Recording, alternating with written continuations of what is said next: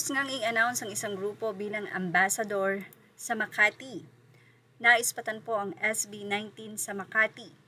Ano nga daw ba ang ibig sabihin nito? Matatandaan na sinabi ng Department of Tourism na 2 PPAP nga po ang gagawing ambassador. Malamang sa malamang isa itong female at male group. Kahit malakas nga ang hinala ng marami na SB19 nga ang nasabing napipintong isa sa ambassador ng Pilipinas, ay tila hindi pabor dito ang 18.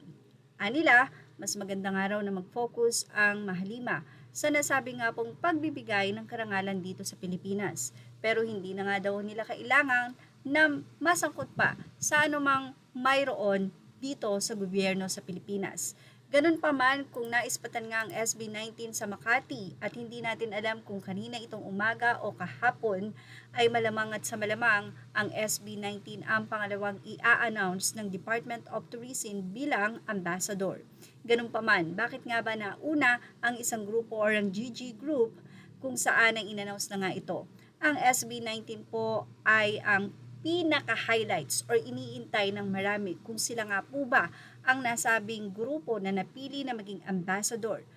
Kung saan, alam na po ng una kung sino talaga ang magiging ambassador. Pero dahil sunod-sunod na karangalan ang ibinigay ng SB19 nitong mga nakaraang buwan, yun na nga po, karapat-dapat na sila po ay mahalal bilang ambassador ng Pilipinas, lalong-lalo na sa turismo.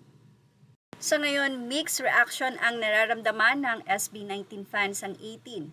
Ang ilan ay excited, ang ilan naman ay tila nag-aalala. Dahil alam nila kung ano ang mayroon bilang isang ambassador.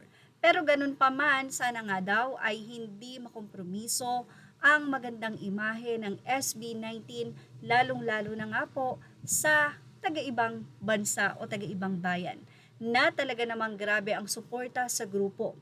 At alam ng lahat yan dahil mismong Pilipinas ang nakakita na ang kanila nga pong huling concert nito na wakas at simula ay grabe, dinagsa, hindi lamang ng mga Pinoy, kundi pati na rin ang ibang lahi na ready na kapag ka may event ang SB19 ay talaga namang nandyan.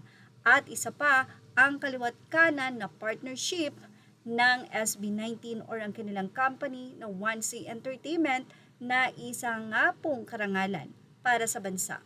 At yan ang ating Showbiz Now update. Images are all credit to the rightful owners. Thank you for watching Showbiz Now.